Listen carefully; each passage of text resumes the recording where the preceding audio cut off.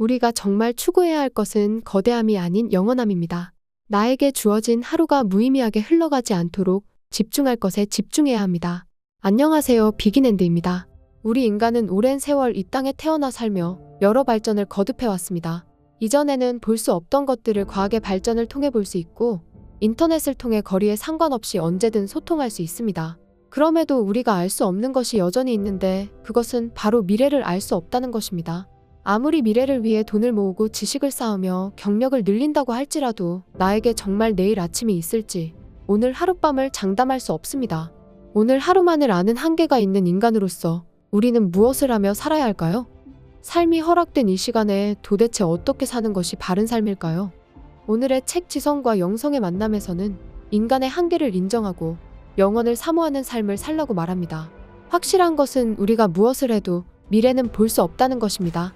보이지 않는 것은 결국 영원입니다.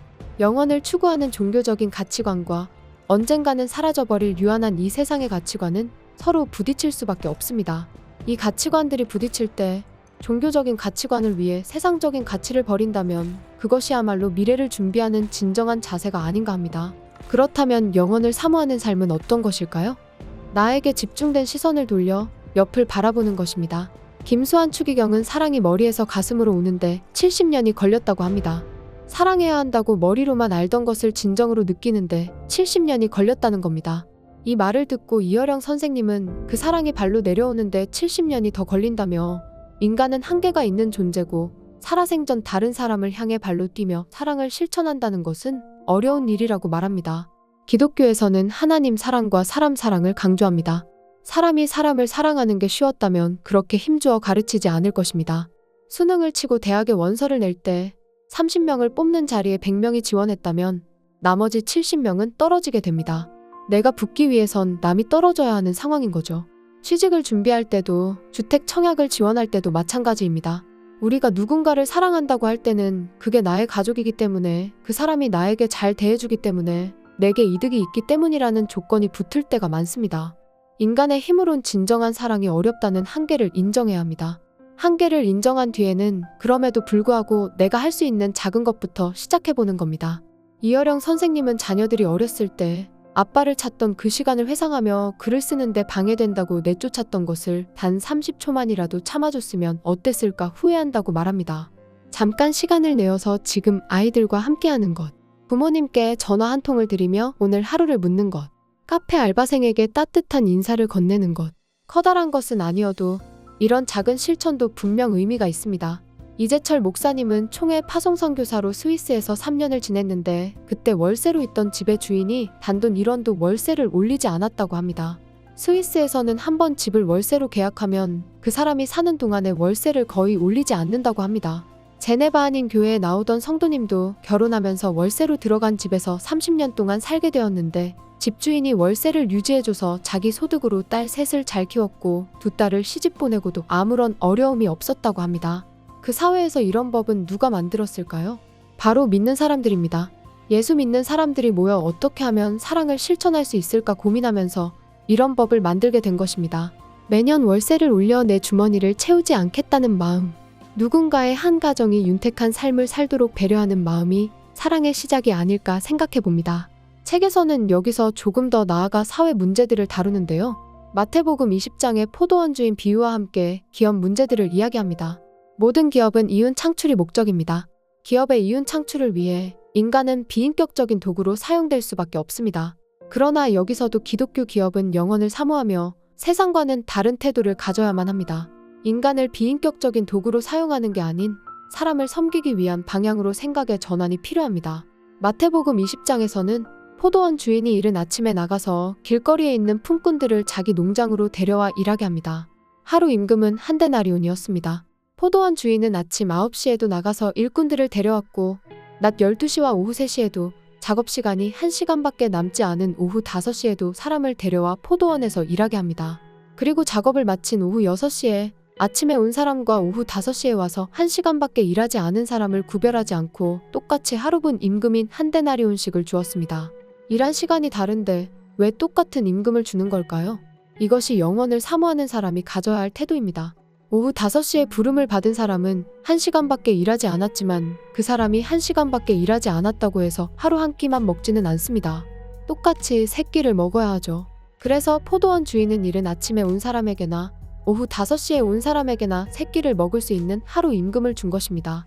이것을 기업에 적용한다면 한 사람이라도 더 함께 일할 수 있도록 기회를 제공해야 하고 최소한의 임금을 보장하며 먹고 살 수 있도록 하는 기독교 기업이 되어야 합니다. 그렇다면 몇 시간 일을 하든지 하루분 임금이 보장되니 적당히 일하는 게 맞을까요? 그건 공산주의자의 마인드입니다. 그리스도인은 누구보다 열심히 일하고도 자신의 권리를 자발적으로 포기함으로써 누군가 혜택을 입게 하는 사람입니다. 그렇게 일할 때 그리스도인을 통해 하나님 나라가 이뤄지는 것입니다. 이재철 목사님은 대학을 마칠 무렵 일을 시작해 당시 62세로 41년째 사회생활을 하셨고 4명의 자녀를 두고 계셨습니다. 그때 100주년 기념교회에서 동역했던 부목사님이 46세였고 사회생활은 16년 차로 목사님보다 25년이나 짧았습니다.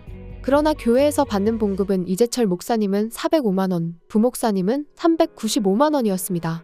금액은 10만원 차이지만 초등학생 2아이를 둔 부목사님 가정과 6식구의 담임 목사님 가정을 비교하면 부목사님을 많이 우대해드린 것이죠. 이전에 홍성사라는 출판업을 하실 때도 함께 일하는 분들과의 임금 격차를 줄이고 일체의 판공비를 받지 않았습니다.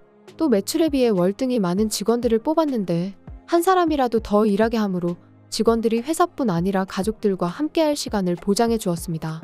포도원 주인 비유에서 사람들이 일거리를 주지 않아 해가 넘어갈 때까지 일이 없던 사람을 오후 5시에 불러줬을 때 1시간 일하고도 하루 임금을 받았을 때 그 사람은 얼마나 기뻤을까요? 다음날 아침 일찍부터 하루 종일 일하고 어제 자기처럼 늦게 온 사람의 목까지 채워주고자 열심히 일하지 않았을까요? 이것이 그리스도인이고 그리스도인의 정신입니다. 우리가 어느 자리에 있든지 나는 이 정도는 받아야 하고 이 정도의 여유는 누려야 한다는 생각에 틀을 깬다면, 나에게 집중된 시선을 남을 향해 돌릴 수 있다면 하나님 나라의 정신은 얼마든지 이 땅 가운데 이뤄질 것이고 세상은 점차 달라질 것입니다. 성경에서 다니엘이라는 인물이 나옵니다. 바벨론 제국의 느부갓네살왕이 예루살렘을 침공해서 예루살렘이 멸망당할 때 수많은 유대인들이 포로로 끌려갔습니다.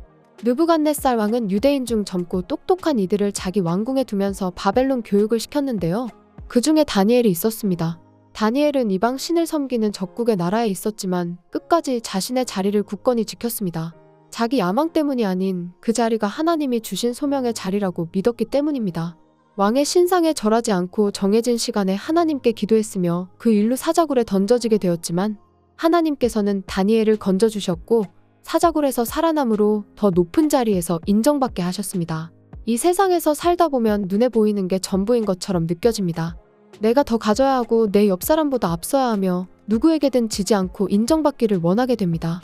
그게 이 땅에서 잘 사는 삶입니다. 그러나 우리는 당장 1시간 뒤를 보장할 수 없고 내일을 알지 못하는 미약한 존재입니다. 이러한 한계를 무시한 채 살아간다면 아무리 발버둥을 쳐도 우리는 오늘이란 시간을 무의미하게 보낼 뿐입니다. 우리가 정말 추구해야 할 것은 거대함이 아닌 영원함입니다. 사랑과 희생, 헌신과 같은 영원한 것을 추구한다면 이 땅에서의 삶이 끝이 아닌 영원에 속한 자로 살아갈 것입니다. 오늘 나에게 주어진 하루가 무의미하게 흘러가지 않기를, 세상의 가치를 바라보던 나에게서 시선을 돌려 옆을 바라볼 줄 아는 눈을 가지고 영원의 가치를 이루며 사는 오늘이 되시기를 진심으로 바랍니다. 다음에 더 알차고 좋은 내용을 담은 영상으로 찾아뵙겠습니다. 비긴핸드였습니다. 감사합니다.